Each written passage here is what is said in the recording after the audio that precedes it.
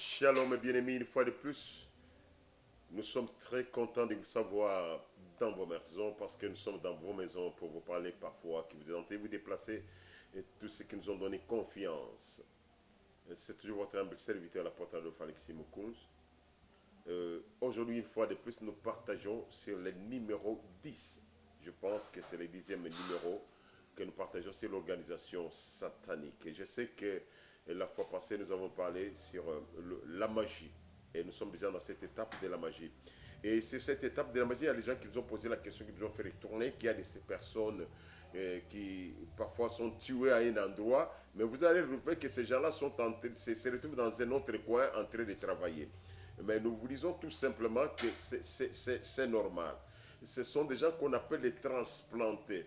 En réalité, ce n'est pas la sorcellerie. Un sorcier, quand il tue quelqu'un, il bouffe la chair et les os, il fabrique des ustensiles. La peau, il fabrique de linge pour se couvrir. Donc, en réalité, c'est l'esprit qui reste. Et l'esprit de cet homme devient errant. C'est ce qu'on appelle le fantôme ou un esprit en détresse.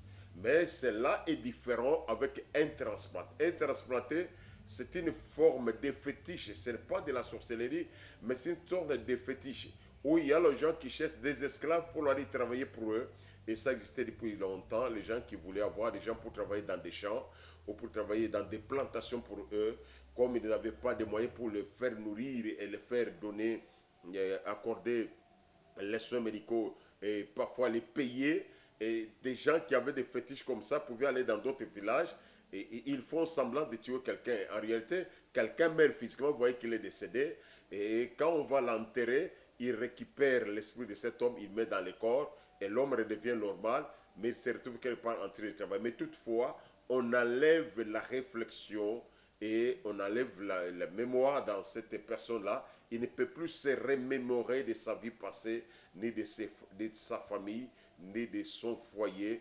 Et cet homme, on l'appelle le transplanté. En réalité, l'homme n'est pas décédé. Ce que les gens pouvaient voir comme un cadavre, en réalité, ce n'est pas ça. C'est quelqu'un, c'est comme l'hypnose. On peut faire endormir, faire tomber quelqu'un en profond sommeil par l'hypnose, ralentir le rythme cardiaque. Et à ce moment-là, vous verrez comme si quelqu'un est décédé. Et vous verrez que de telles personnes, dès qu'ils tombent comme ça, souvent dans des villages, on pouvait laisser quelqu'un pour l'enterrer le lendemain. Mais vous verrez que quelqu'un commence à se décomposer, il dégage l'odeur nauséabonde. Ils sont obligés de l'enterrer rapidement. Mais c'était procédé a toujours aussi des ratés. C'est-à-dire si quelqu'un qu'on voulait transplanter dès qu'il décède, on l'a laissé assez longtemps et il s'est décomposé. Lorsque le corps s'est décomposé, on ne peut plus encore les rattraper. C'est-à-dire l'opération a échoué, l'homme dans son chair va rester avec l'esprit, mais sans corps. Or, il faut la présence du corps pour que cette personne puisse travailler. Mais lorsqu'on va amener ces cadavres-là, ils vont faire encore les formules, ils rappellent les corps, on met l'esprit dans ces corps, l'homme redevient normal comme toi, comme moi, mais il manque de souvenirs. Comme il manque de souvenirs, il ne peut pas se rappeler de là où il est. Mais on va l'utiliser physiquement. C'est un homme physique qu'on a déplacé d'un coin A à un coin B, mais en faisant semblant qu'il est décédé. Il n'est pas décédé nécessairement. Et quand il va se trouver dans l'autre coin là-bas, il va travailler soit dans des champs, soit dans l'entreprise pour laquelle on l'a fait tuer. Et cette personne, c'est une personne vivante. Et il peut tomber malade. Et une telle personne, il a besoin de nourriture. On le nourrit comme toute autre personne. Et quand il arrive aussi l'âge où il devrait décéder, il va décéder. Et quand il décède, il rentre maintenant dans le deuxième monde. Alors, la question que vous devez vous poser maintenant, c'est de savoir comment ça se passe réellement avec cette formulation. Donc, ce sont des formules tout simplement du monde fétichistique et qu'on les fait. Est-ce que une telle personne peut-il se convertir pendant qu'il est déjà transplanté? Non. Parce que nous croyons à la prédestination. Nous croyons que celui que Dieu a appelé, comme la Bible nous dit avec Romain, il dit que celui qu'il a appelé, il l'a aussi prédestiné. Celui qui est prédestiné par le Seigneur ne peut pas passer à cette étape. Mais comme Proverbe, ça nous dit que l'Éternel a tout fait avec un but, même le méchant pour le jour du jugement. Il y a les gens qui ont été faits comme ça, ils peuvent passer par là. Ou les incrédules. Quelqu'un, cette personne à laquelle on a prêché la parole de Dieu, il a refusé d'écouter la parole. Donc, un féticheur qui a eu pour faire cette formule, c'est possible que tu puisses passer par ces phénomènes-là. Il y a aussi les gens qui sont des blasphémateurs, les gens qui ont blasphémé contre les saints. Vous savez, la Bible dit que tout autre péché sera pardonné. Quelqu'un qui a péché contre les pères sera pardonné. Celui qui blasphémera contre le Fils sera pardonné. Mais celui qui blasphémera contre le Saint-Esprit ne sera jamais pardonné, ni dans ces siècles, ni dans les siècles à venir. Donc, de telles personnes qui sont blasphématoires, ils ne méritent pas à ceux qui soient pardonnés, ni dans ce siècle à venir. Ce sont des hommes qui sont déjà prédisposés. Ce sont de telles personnes qui peuvent passer sciemment et volontairement dans de telles formules. Et quand on va l'utiliser, il va travailler. Ce n'est pas un homme qui est décédé, mais c'est un homme vivant qui se retrouve dans le deuxième monde. Revenons maintenant à ce que nous avons commencé à parler sur le monde de la magie noire. Dans la magie noire, il y a des étapes. Il y a les étapes qu'on appelle les bijoux. C'est tout simplement, on apprend quelqu'un comment est-ce qu'il peut jongler avec la main. C'est quelque chose que tout un chacun peut pratiquer. On peut vous apprendre et vous jongler. Ça ne vous pousse pas à ce que vous ayez les puissances démoniaques ou sataniques et vous puissiez avoir des esprits pour faire des jonglages ou des prédestinations. Non, mais c'est tout simplement la rapidité de main, l'habilité, la manière de jongler qui vous permet de faire des numéros magiques. Et cette partie, on l'appelle tout simplement les bijoux. Ce sont des pratiques qu'on fait pour attirer quelqu'un à aimer le monde magique. Parce qu'il y a des choses où le public devant lequel il est en train de faire peuvent réclamer qu'il ne fera pas. Et quand il va retrouver dans l'impossibilité de faire pour satisfaire le public, il sera obligé de passer au deuxième et au troisième étape. La deuxième étape de la magie, c'est ce qu'on appelle les jets d'esprit. Dans les jets d'esprit, l'homme qui fait ces choses-là doit recourir aux esprits impurs. Il a les esprits avec lesquels il va travailler. Et souvent, il travaille avec les esprits servants. Ces esprits servants, nous avons déjà dit que ce sont des inventions sataniques que Satan lui-même a créées. Ce sont ces esprits qui vont aider cet homme à qu'il puisse faire ses prédestinations. Et la troisième étape dans la magie, c'est la magie proprement dite. Dans la magie proprement dite, là, il faut que l'on puisse posséder un esprit serviteur.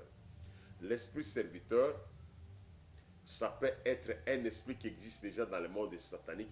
Par l'esprit serviteur, nous en avons de deux catégories.